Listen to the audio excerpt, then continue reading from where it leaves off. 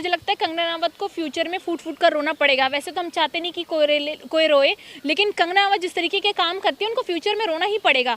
Emergency movie के लिए उन्हें बार बार कहा गया था, कांग्रेस ने देश के अंदर प्रोटेस्ट भी किया था। कांग्रेस ने ये भी कहा था कि इमरजेंसी मूवी इंदिरा गांधी जी की इमेज को, एक आयरन लेडी की, एक प्राइम मिनिस्टर की इमेज को खराब करने के लिए, गलत तरीके से पोर्ट्रे करने के लिए, इनको पता है कि मौजूदा जो हालात है उसके अंदर ये राहुल गांधी जी, सोनिया गांधी जी, प्रियंका गांधी जी के बाद अब इंदिरा गांधी जी पर भी चलेगा। इनको तकलीफ इस बात से है कि विपक्ष का नेता इतना मजबूत कैसे हो रहा है, विपक्ष की आवाज इतनी बुलंद कैसे, इसलिए ये इंदिरा गांधी जी पर जा रहे हैं और इंदिरा गांधी जी पर जा जाकर बार बार उनके खिलाफ मूवी बनाने के लिए, इमरजेंसी का टॉपिक उठाने के लिए आ रहे हैं। तो इमरजेंसी मूवी इनको मना किया था बनाने के लिए, बावजूद इसके इन्होंने बनाया। ना तो कोई कट्टर कांग्रेसी इस देश का देखने गया, ना इस देश की जनता देखने गई, क्योंकि किसी को ये जानने में दिलचस्पी नहीं है कि इमरजेंसी मूवी में क्या हुआ। देखा नहीं, देखिए मैंने नहीं देखी, दिखाया है कमजोर, और सुनने में आया जिन लोगों ने देखी उनसे मैंने बातचीत करी है, क्योंकि हमें तो इंटरव्यू देना होता है, इसलिए हमने पूछ भी लिया, वरना पूछने में भी इंटरेस्टेड नहीं है, क्योंकि हमें पता है कि इमरजेंसी मूवी जब इन्होंने बनाने की पहल की थी तभी इस पर रोक लग गई थी। तो इन्होंने लेट रिलीज करी, सोचा लेट रिलीज कर देंगे, हाइप मिल जाएगी, लेकिन क्योंकि देश के सच्चे लोग थे उन्होंने ये साबित कर दिया कि उन्हें इमरजेंसी मूवी से फर्क नहीं पड़ता, वो आज के मुद्दों पर बात करना चाहते हैं, इसलिए कंगना रनावत फ्लॉप हो गई।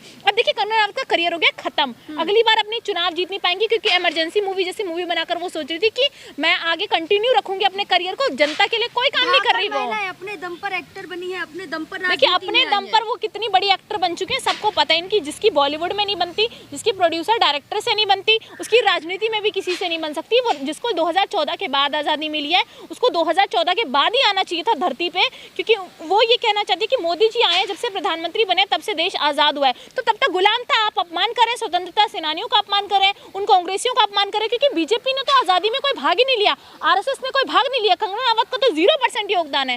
तो ये किसको गाली पड़ रही है? सिर्फ और सिर्फ उनको गाली दे रहे हैं जो लंबी लंबी यात्राएं निकालते थे इस देश को आज़ाद करने के लिए। हमारा देश जब गुलाम था ना, तब कंगना रनावत को इस देश में होना चाहिए। जो कपड़े पहन के घूमती है, जो फैशन मारती है ना, उनको पता लगता। और एक बेटी ने जब उनको थप्पड़ मारा था तो हम उस पर निंदनीय जो था, हमें तकलीफ हो रही थी कि एक महिला को पूरे एयरपोर्ट पे थप्पड़ मार देना कहीं ना कहीं गलत है, लेकिन मैं समझ पा रही हूँ कि उस लड़की के अंदर क्या भावनाएं रही होगी, जिस तरीके के बयान ये दे देती है, इंस्टिगेट करती है लोगों को, किसानों के बारे में ये बोलती है कि खालिस्तानी है, ये है वो है। तो इस तरीके के बयान देने के बाद कंगना रनावत का करियर पूरी तरीके से खत्म है। आपने देखा नहीं, जब से कंगना रनावत बॉलीवुड में आई है उनका कोई एक दोस्त नहीं है। उन्होंने कहा दोस्त की डेफिनेशन क्या होती है, सलमान खान भी मेरे दोस्त नहीं है।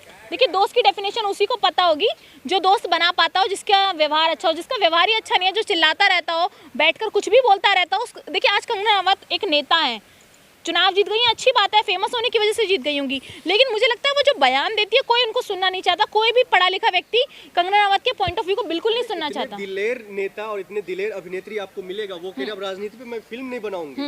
देखिए राजनीति पे फिल्म इसलिए नहीं बनाएंगे क्योंकि फिल्म फ्लॉप हो गई, पैसा नहीं कमाया। वो सोच रही थी इमरजेंसी मूवी बनाऊंगी, कांग्रेस वाले तो आएंगे देखने की मूवी में क्या है, उसके अलावा देश के सारे लोग हो जाएंगे, कंट्रोवर्सी हो जाएगी। तो लेकिन उल्टा हुआ, उन्होंने पर्चा खोल के रख दी है। कांग्रेसियों का पर्चा खोलने वाली कंगना रनावत कौन है? कांग्रेस तो उस समय से कंगना रनावत का अस्तित्व भी नहीं था।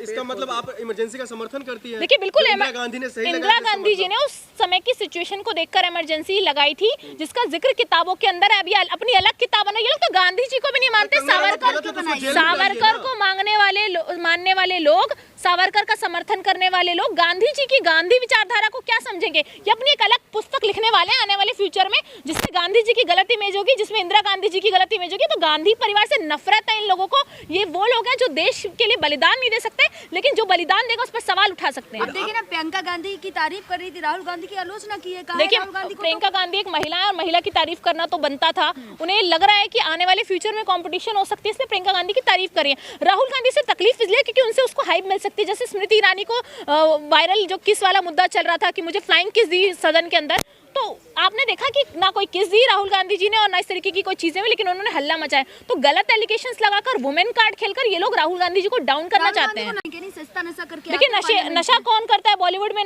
नशे के कितने लोग आदी हैं और किस तरह की हीरोइनों ने नशा किया, ये ऑन रिकॉर्ड कंगना रनावत के बयान है। उनको अपने बयान देख लेने चाहिए। राहुल गांधी जी ना नशा करते हैं और वो नशा मुक्त भारत बनाने की पहल कर रहे हैं, जिसमें कोई भी युवा नशा न करे। आज सबसे ज्यादा नशा अगर कोई करता है देश के अंदर तो वो हरियाणा के अंदर युवा कर रहे हैं, और हरियाणा के अंदर डबल इंजन की बीजेपी की सरकार। लोगों की आलोचना करने की वजह से कंगना की शादी नहीं हो रही। चिराग पासवान अब साथ नहीं बैठते, ना साथ आते हैं। देखिए चिराग पासवान जी और कंगना रनावत के बीच क्या चल रहा है ये तो पता नहीं, लेकिन हमारी वजह से क्या शादी नहीं होगी, उनकी अपनी हरकतों की वजह से नहीं हो पा रही होगी शायद। उनसे कौन ही बात करना चाहेगा। वो कह रही है ना दोस्त, दोस्त शब्द का जिसको मतलब नहीं पता वो रिश्ते का मतलब क्या समझेगी। और रिश्ता तो बहुत मजबूत बंधन होता है जिसे वो कभी पकड़ के नहीं रख सकती, क्योंकि वो उल जुलूल बयान देती है, कुछ भी बोलती है कैमरे के अंदर, कैमरे पे। और मुझे लगता है कि वो मीडिया की भी इज्जत नहीं करती। आपने देखा होगा कई बार कुछ भी बोल देती है। जो उनसे सवाल करता है उनसे बस बीजेपी का गुणगान करवाइए, उनसे मोदी जी का गुणगान करवाइए, वो आगे जाना चाहती है। उन्होंने अभी 1 मिनट भी बात नहीं की, इतने दिन हो गए। देखिए मोदी जी समय नहीं दे रहे होंगे और मिल भी रही होंगी तो ऑन कैमरा नहीं होगा। मुझे लग रहा है कि कंगना रनावत जिस तरीके से लगातार बोलती है कि मैं मोदी जी से नहीं मिल रही, लेकिन उनके बयान ये साफ बोलते हैं कि वो मोदी जी के विचारधारा को फॉलो करती है, बीजेपी से चुनाव लड़ती है। तो इससे ज्यादा क्या प्रमाण हो सकता है। सलमान, कौन शाहरुख, कौन खान। देखिए कौन सलमान, कौन शाहरुख, कौन खान, उन्होंने तो मेहनत की, मेहनत से करियर बनाया है। अब कंगना रनावत का करियर बन नहीं पाया तो उन्होंने सोचा नेता बनने का ही ट्राई कर लें। महिला है, 16 साल की उम्र में घर से भाग गई थी, फिर बॉलीवुड में आई। अच्छी बात है, घर से भागकर आप बॉलीवुड में आई। आप घर वालों को मना कर भी आ सकती थी, लेकिन नहीं, भागकर आना था आपको। अब आप भागकर आई गई हैं तो मूवीज बनाइए, मूवीज भी नहीं बनाई, आपने सोचा नेता बन जाते हैं। अब नेता भी नहीं बन पाएंगी क्योंकि आपको बयान तो देने नहीं आता। आपको यही नहीं पता देश कब आजाद हुआ था, 15 अगस्त को आप क्या कर रही थी, कुछ समझ ही नहीं आता। कंगना शिमला भी नहीं जा पाएंगी, जो उन्होंने कहा था कि शिमला जाएंगे, मूवी हिट होगी तो दारू पियेंगे, पार्टी करेंगे, मजे करेंगे। अब अच्छा कंगना रनावत दारू पीना चाहती हैं, ठीक है पीजिए, क्योंकि सरकार आपके केंद्र में अच्छा फंड आ रहा है, जनता के टैक्स के पैसे, आराम से दारू पीजिए, पार्टी कीजिए, क्योंकि आपकी पार्टी और दारू और देश के जनता इसी बात के तो पैसे दे रही है, इसी बात का तो हम टैक्स भर रहे हैं कि आप आराम से पार्टी कर सके। और आपकी मूवी फ्लॉप हो, हिट हो, इससे किसी को कोई फर्क नहीं पड़ता।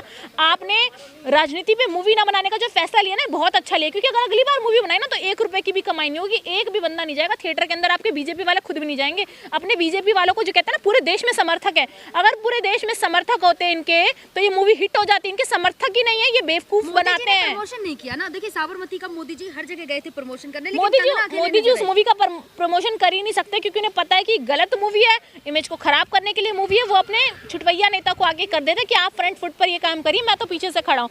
मोदी जी प्रधानमंत्री पद पर होने के बाद इस मूवी का समर्थन इसलिए नहीं कर सकते क्योंकि इस पर बयान देना पड़ेगा, इस पर एक्सप्लेनेशन देनी पड़ेगी। मणिपुर पर तो एक्सप्लेनेशन दी गई। आप नहीं मानती कि इंदिरा गांधी कमजोर प्रधानमंत्री? बिल्कुल नहीं थी।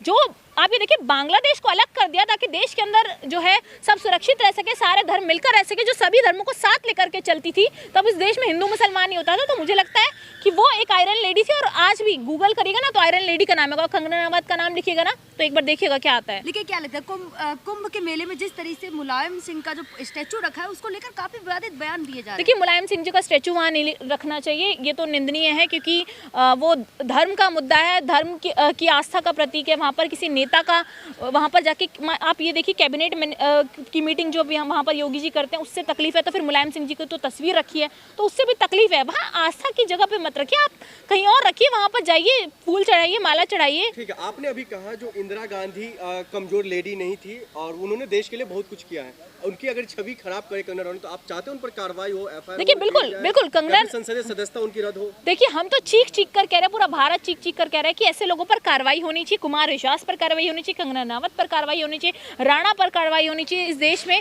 और इस देश के गृह मंत्री से तो सबसे बड़ा सवाल होना चाहिए, और मोदी जी और अमित शाह जी को इस्तीफा दे देना चाहिए। इस पर बिल्कुल चुप्पी साधे हुए। देखिए ओम बिरला साहब नहीं बोलेंगे ना, बीजेपी के हैं, बीजेपी से साठ गांठ है बंदे की, वो नहीं बोलेंगे इन सब मुद्दों पर। मुझे लगता है कि कंगना रनावत सदन के अंदर जिस तरीके के बयान देती हैं, इन लोगों की सदस्यता रद्द होनी चाहिए, इन लोगों से सवाल पूछना चाहिए, इन लोगों पर एफआईआर दर्ज हो जानी चाहिए जो आज़ादी वाले बयान को दे रहे। तो ये सबसे अहम मुद्दा है। जो दूध की बाल्टी गिर जाती है ना कुछ लोगों के राहुल जी के बयान से, उनकी जब ये कहा था ना कंगना रनावत ने 2014 के बाद आज़ादी मिली, और उनके नेता इसको रिपीट करते रहते हैं कि 400 पार का भी नारा था इनका जो संविधान बदलने का, तो इस पर इन पर कार्रवाई होनी चाहिए। और बाबा साहब का अपमान भी किया था, ये भी सबको याद।